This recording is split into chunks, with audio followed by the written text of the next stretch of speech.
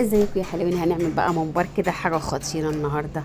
انا طبعا انتوا عارفين الخضره اليومين دول عامله ازاي. انا طلعت من عندي كيس خضره كبير كده، وجبت عليها ب10 جنيه، وقطعت بتاع ربع كيلو فلفل، وكل الخضره دي نزلت بها على الرز بعد ما غسلته، وضربت بتاع كيلو بصل كده في الكبه، وكل البهارات اللي عندكم بقى حطوها في الممبار دي.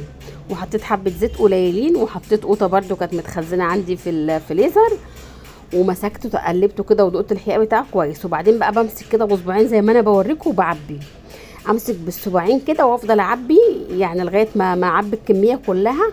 وهنا انا بسلقه من غير ميه زي ما انتم شايفين كده، انا برصه في الحله، لان هو فيه سوائل كتير. لقيته ان السوائل فيه قليله، ممكن تحطوا نص كوبايه ميه. بصوا بقى الميه اللي هي دي كلها نزلت منه من غير ما احط اي ميه خالص. سويت الكميه على مرتين، وبقى حمرت بقى هنا كده. بالنتيجه بقى ايه، تعالوا بقى ايه، دوقوا بقى كده، حاجه خطيره بصراحه، رهيب.